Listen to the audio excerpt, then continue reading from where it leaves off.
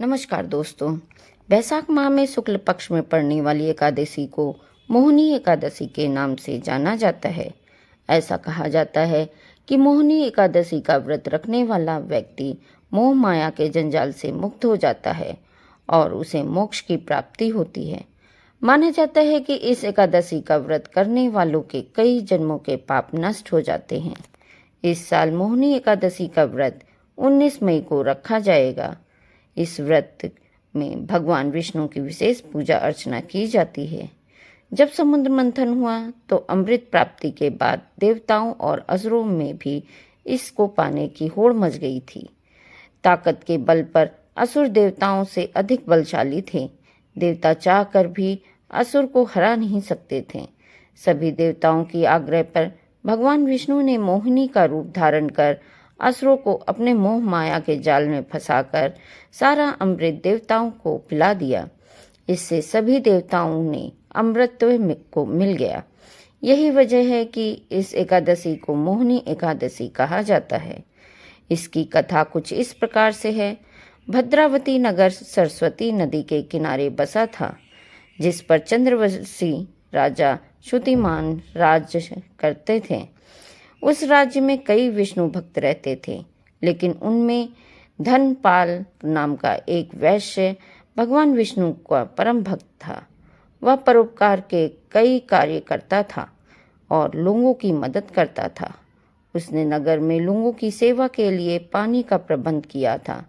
राहगीरों के लिए कई पेड़ लगाए थे। उसके 5 पुत्र थे, सुमना, सद्बुद्धि, मेधावी, सुकृति और दृष्ट बुद्धि। इनमें से 5वां पुत्र दृष्ट बुद्धि महापापी था। वह पितर आदि को नहीं मानता था। वह वैश्य दुराचारी मनुष्यों की संगति में रहकर जुआ खेलता और पर स्त्री के साथ भोग विलास करता तथा मदमांस का सेवन करता था।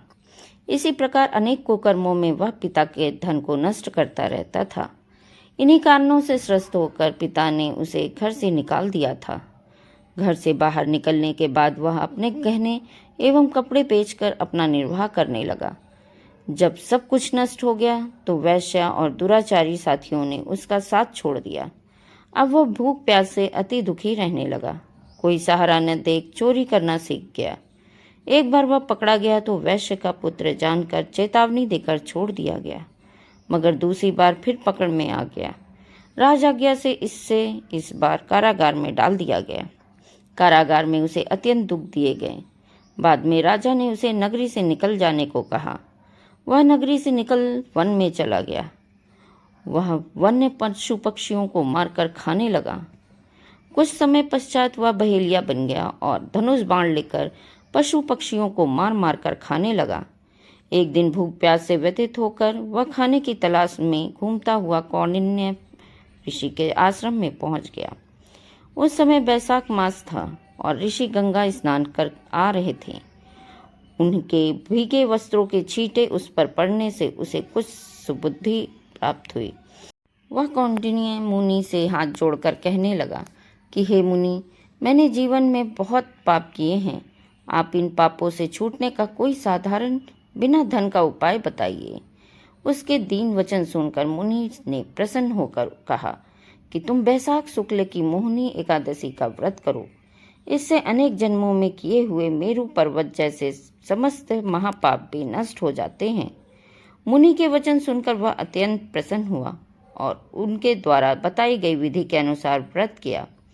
इस व्रत के प्रभाव से उसके सब पाप नष्ट हो गए और अंत में वह गरुड़ पर बैठकर विष्णु लोक गया। इस व्रत से मोह आदि सब नष्ट हो जाते हैं। संसार में इस व्रत से श्रेष्ठ कोई व्रत नहीं है। इसके महामात्य को पढ़ने से अथवा सुनने से 1000 गौ दान का फल प्राप्त होता है।